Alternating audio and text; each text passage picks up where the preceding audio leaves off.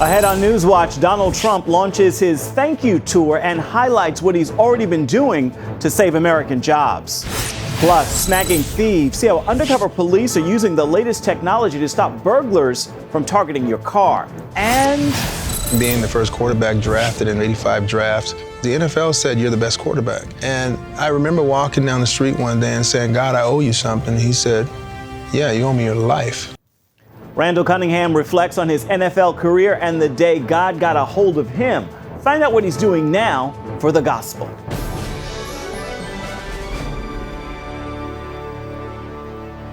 Thank you so much for joining us for CBN NewsWatch. I'm Ephraim Graham. President-elect Donald Trump is on his thank you tour at a rally in Ohio. But first, he's in Indiana announcing the air conditioning company Carrier will keep jobs in the United States.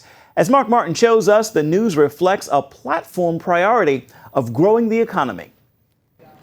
President-elect Donald Trump has made it clear he wants to add jobs and boost the economy. Giving the country a financial facelift is a key goal of Trump, and he's on his way. He worked out a deal to keep close to 1,000 jobs in Indianapolis at this Carrier factory. Company leaders first announced plans to move work to Mexico. Is to move production from our facility in Indianapolis to Monterrey, Mexico.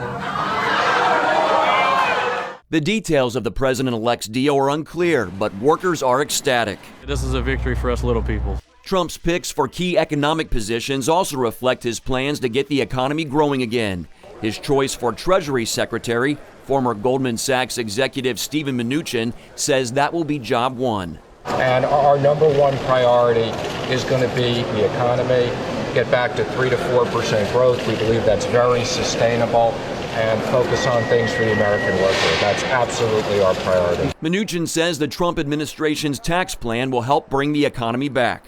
Lowering corporate taxes so we make U.S. companies the most competitive in the world, making sure we repatriate trillions of dollars back to the United States, and the personal income taxes, where we're going to have the most significant middle income tax cut since Reagan. For Secretary of Commerce, Trump tapped billionaire investor Wilbur Ross, a man known as the king of bankruptcy, for buying downtrodden companies that have the potential to produce big profits. Politico reports that Democrats are expected to give Mnuchin a tough time during his confirmation hearing over his actions during the mortgage financial crisis and his Wall Street resume, saying that it shows that Trump ran for president as a champion of blue-collar America, but he'll act as a Wall Street plutocrat after he becomes president. Even so, Politico says it's likely Mnuchin will be confirmed. Mark Martin, CBN News. The wildfires that torched Gatlinburg, Tennessee have finally settled down, but not before leaving 7 people dead. Go, go, go, go, go, go. Everything was on fire. Everything was on fire. I said, we got to go. And when we went, I could not believe what I just seen. You thought, if you don't get out of here, you're going to die. After 24 hours of rain helped to calm down the fires, area officials have started the cleanup process. 700 homes and businesses are damaged or destroyed, and 53 people were treated for injuries at area hospitals. 3 people who were trapped by the wildfires have now been rescued. Recovery efforts are underway in states like Alabama, Louisiana, Mississippi, and Tennessee, which were hammered by deadly tornadoes. The National Weather Service confirms at least 19 twisters damaged homes, splintered barns, and toppled trees. At least 5 people were killed. The storms tore through just as firefighters began to get control of those wildfires that have been raging in Gatlinburg, Tennessee. Residents say they are thankful for the rescue teams, shelters, and their community's help. I'm thankful and grateful they opened up the church to do this. I feel blessed for sitting here because I have a place to go. I've got a lot of good neighbors to help out and cleaning up and rebuilding. A house is just a house, but you can't replace your family and friends. The National Weather Service reports these are the nation's first deadly tornadoes in more than 6 months. A new change is on the way for abortion rules in Texas designed to acknowledge the dignity of the unborn victims of abortion. The measure takes effect December 19th, making it mandatory for the remains of unborn babies to be buried or cremated. Right now, abortion facilities dispose of the remains in a sanitary landfill along with medical waste. Opponents complain the move will drive up their costs. Supporters say it is about the dignity of human beings. By now, you know cigarettes are bad for your health, but as Lori Johnson shows us, shocking new statistics reveal just how deadly tobacco use really is. Most of us understand cigarette smoking can lead to lung cancer. Turns out that's just the tip of the iceberg. Disturbing new data shows smoking or chewing tobacco also leads to an astounding 11 other types of cancer of the mouth and throat, voice box, esophagus, stomach, kidney, pancreas, liver, bladder, cervix, colon and rectum, and a type of leukemia. Tobacco use is so harmful, the CDC tells us it's responsible for 40%, nearly half of all cancer diagnoses, and a third of all cancer deaths, making it the #1 preventable cause of cancer and cancer deaths. Despite these ominous statistics, the good news is tobacco use in America is at an all-time low. Currently, 36 million Americans smoke. That's about 15%, the fewest since the CDC began collecting data in 1965. Smoking rates remain highest among men, people living below the poverty level, and people without a high school diploma. Lori Johnson, CBN News. D.C. lawmakers have dropped employment protections for religious contractors that were included in a massive defense bill. The provision would protect religious contractors from being forced to act against their faith. Republicans say the measure would protect religious freedom, but Democrats argue it would give religious groups a free pass to discriminate. The House is expected to vote on the defense bill by Friday. The Senate is expected to take it up next week. A nativity scene was removed from a public park in northern Michigan after complaints from the Freedom from Religion Foundation. But it didn't take long for an area pastor to find it a new home. Pastor David Pennell offered to take the exhibit from the city and place it in front of his homeless shelter instead. You know, it's kind of appropriate that the baby Jesus' home is now at the homeless shelter, seeing there was no room at the inn for him. Habitat for Humanity is setting up the display to go with the shelter. Still to come, using cars for bait, police are reeling in thieves. Our own Chuck Holton rides along to make a drop when we come back.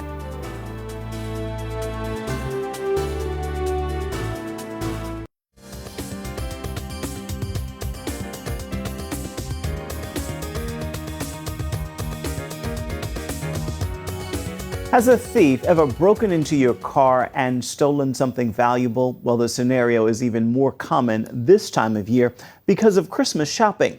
In Fort Worth, Texas, a special operations unit is using cars as bait to catch those thieves. Chuck Holton recently went undercover with the Fort Worth police to bring us this story. It's nearly midnight on a dark stretch of freeway on the outskirts of Fort Worth, Texas. This pickup has been sitting by the side of the road for several hours, apparently broken down. Some hard-working landscaper or construction worker must have had a pretty bad day, but it's about to get worse. A car stops behind the vehicle, and the driver decides to help himself to a valuable yard trimmer in the back of the pickup. Several miles away, an undercover police detective gets a text message. Moments later, he's on the move. A tracker embedded in the trimmer is signaling the location of the thief, and police soon track it to a home halfway across town. With permission from the homeowner, they search the premises and find the trimmer and take the thief into custody. A background check reveals a lengthy criminal history spanning decades and nearly 60 prior arrests, the kind of career criminal they often see in cases like this one. It's a nuisance most people will confront at some point in their lives: burglary of a motor vehicle. Even if you haven't been robbed, anyone who pays for car insurance is affected, as rates increase to cover the rising costs of these crimes. But the insurance industry is partnering with police departments across the country to deter auto burglary and theft, and is seeing tangible results. Here in Fort Worth, it's known as the COBRA program. Jerry Allen is a liaison between the Fort Worth Police and the National Insurance Crime Bureau, a nonprofit organization funded by the insurance industry. They're trying to reduce insurance fraud. They're trying to reduce paying claims, obviously, that they don't have to pay if we can take these guys off the street. If they don't have to pay claims, obviously, that reflects in lower premiums for the American people. Law enforcement side is, obviously, we want to reduce crime. By taking these people off the street, we're preventing them from committing other crimes on a daily basis. Today's operation starts by looking at a heat map of high crime areas around the city. From that, these officers decide where to deploy more than a dozen bait cars. They're short-staffed, so I get to go along to help with a drop. So with so many vehicles to put out on today's operation, I get to help by driving this car. You can see that they're trying to make it as realistic as possible. They've got garbage on the floor, there's a laptop in this case right here, and I'm supposed to follow them to the drop site and then just pull over and get out of the car and leave it running and just walk away. By doing this, law enforcement is able to put vehicles and property out for potential thieves, giving them the ability to steal a city vehicle and city property instead of a citizen's property. If they hit mine and they get put in jail, then they're not going to hit somebody else's. Detective J.C. Harder helped start the Cobra unit in Fort Worth more than a decade ago and has helped to develop many of the technologies used in the program, making it one of the most successful programs of its kind. Bait cars is just a different tool to catch people that don't normally get caught. We use micro type trackers that are really small, and we hide them very well. And when the items are being tracked, we're on a website watching a GPS map, and we send officers out to find it. We give them a location, the traveling location of the property. Most of our vehicles are donated to us by insurance companies through the National Insurance Crime Bureau. Okay, so after a few hours of putting vehicles out around the city, the garage is empty, and now we wait. Each one of the bait cars that we put out is equipped with multiple cameras, like this little pinhole camera here. Almost impossible to see, but they're recording everything going on in and around each vehicle. And so anybody that comes to pick them up, we got them.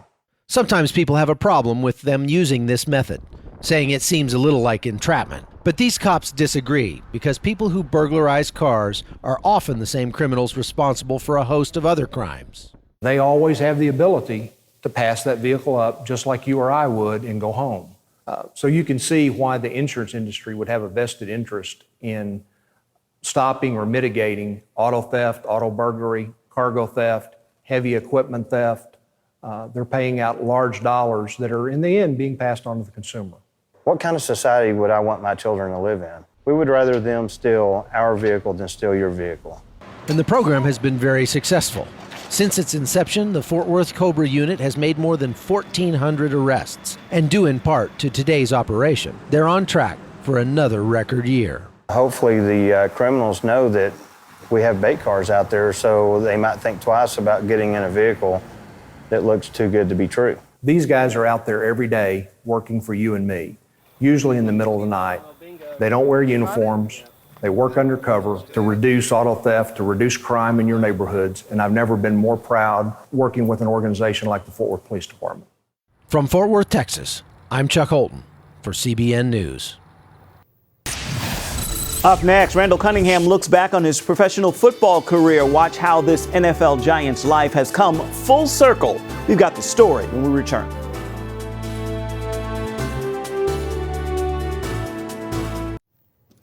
Randall Cunningham had a 16-year career in the NFL, a stellar quarterback he was. Today, he is back on the field as a high school coach and in the pulpit as the pastor of a Las Vegas church. Recently, he talked with our sports reporter Tom Buring about his glory days, both then and now. The NFL's distinct and legendary Randall Cunningham still leaves lasting impressions. Randall, he's my pastor, he's my mentor, he's my coach. I'll talk to him and it'll make me want to change my whole life around. As one of the most dynamic quarterbacks to impact how his position is played, Randall now coaches high school football in Las Vegas. No, man, drop back and fire that thing, man. You know. The once dual passing, rushing playmaker also makes impact on Sundays as a senior pastor. Deny yourself, pick up your cross, and follow him. When we decide to take that leap of faith and that step, you're going into the unknown to serve the known God. Randall was known for his unique, elusive skills that earned him 2 league MVPs during his 16-year career. How is God preparing you for what you're doing now? Through the NFL, I learned so many things about patience, about morals, integrity, about denying myself, and really go to the deeper things of the spirit rather than just looking at everything as a surface element of life. Being the first quarterback drafted in '85 draft, the NFL said, "You're the best quarterback." And I remember walking down the street one day and saying, "God, I owe you something." And he said, "Yeah, you owe me your life." And so that experience was a road through Las Vegas. A road where 2 years into his NFL career while visiting a friend, Randall made a life-altering decision. Jesus' title as Savior, what has he rescued you from? He's rescued me from myself, and he's rescued me from destruction. I couldn't do it myself. He said, "Freely you have received, freely you give." And I think, okay, I've received salvation and I'm gonna freely give you my life. It was a collegiate life that first brought him to Las Vegas, where Randall drove UNLV to new heights, while both quarterbacking and punting the Rebels to their first and only 11-win season and conference championship. It was there he caught the eye of scouts, when the city and young player developed a lasting bond. And I've always been taught, remember where you came from. And I didn't understand that comment until I really became successful. But then, when I came back to Vegas, it was an open door. What is Vegas as you know it? Well, I think of Vegas as a melting pot, a valley of great opportunity. You see these lights and all the other stuff that goes on, and then you find the people and you find out there are great churches here. This is a family-oriented place. So Sin City is just the will to sin. They look at getting here and hiding and doing things, and we're the people who pick up the pieces of broken lives. That's important to us, that we are here for other people. Here is where Randall pastors Remnant Ministries, a growing, thriving congregation that initiates support for the community. He came to redeem us, and that's the heart we have. We want to see people redeemed, restored, reconciled to their families, reconciled to God. It's a great commission. I'm leaving you with a responsibility to imitate me. You are my disciples, Christ would say, and now go and do what I've done. We have to be the vessels that look like Christ. So Randall went. Silverado High School is just 3 miles down the road. They needed a head coach. Coach Cunningham answered, bringing a football mind and pastoral heart to a captive audience. You got to lead these guys. Watch this. If you're walking around like this, that's how they're going to play. So if you go, come on, guys, let's go. That's how they're going to play. Why do you choose to go to a high school football field? I know that there are kids who don't have fathers. Christ was a father to the fatherless. There are orphans, people in society who are left out, kids who don't have anybody to study with them, kids who people have given up on, kids who are searching for answers. Just a little love. That's all it takes sometimes. And mostly all they can give because of public school laws, as their administrators clarify the boundaries of prayer with students, many from single-parent families. If the kids ask you to pray, if they engage you, then you can do it. And so often that, they will, they'll ask for that. Or we're walking off of practice and they'll say, hey, my mom lost her job, can you pray for her? Youth pastor and assistant coach Stacy Julian sees how unconditional love satisfies a deeper hunger. Randall will often take as many kids can fit in our cars and take them over to have lunch after practice. And that's the relationships that we try to establish is, hey, we're here for you. He gives me opportunities to think about things that I do and the decisions that we make as a person, think about who we are and others before us. There was a kid, he didn't play a lot. As he was leaving, he was like, all right, coach, I'll see you later. And I said, come here, man. I said, I'm sorry I didn't play you very much. He said, that's all right, coach. Can I have some of that food back there in the room? And I said, get whatever you want. And as I'm leaving, he says, Coach, I love you. And I'm thinking, wow. The playmaking great Randall Cunningham takes his turn to be wowed, while calling the greatest plays of his life. Being a coach and being a pastor are two different things. We have to become all things to all men that we might save some. These kids will mature and understand it's not about shallow living. It's about the deeper things of life. It changes a person's heart. People will be swarming the Capitol today for the National Christmas Tree Lighting Ceremony. This marks the 94th annual lighting ceremony at the White House. It will be a star-studded event with performances from stars like Kelly Clarkson and Yolanda Adams.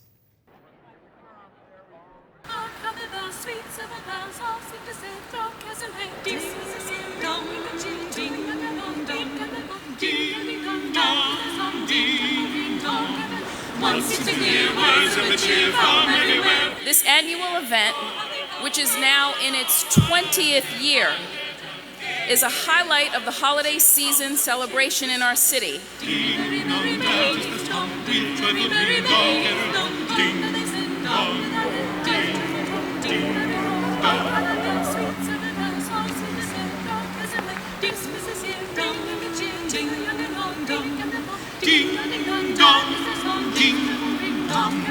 One seems to hear words of cheer from everywhere, filling the air. Oh, how they long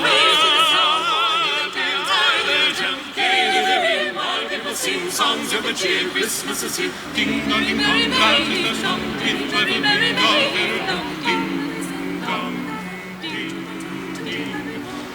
On they send on without end their joyful tone to every home. A few sights and sounds before the lighting ceremony. Right now, it is time for your Thursday Thankful, and today I'd like to offer this prayer of gratitude, and I hope you'll join me in it. Father, I thank you for always seeing my potential, in that you never hold my past or my problems against me. Now, in that prayer of gratitude, I extend that same grace to the people in my life. I encourage you to do the same. Everyone around you has potential beyond their faults and problems. Take time to see it, and with that posture, make this a thankful Thursday. That will do it for this edition of CBN NewsWatch. Remember, you can always find more of our exclusive coverage of the issues you care most about at cbnnews.com. We'd love to hear what you think about the stories you've seen here today. You can do it on Facebook, Twitter, and Instagram. Hope you'll join us again right here next time. Bye-bye.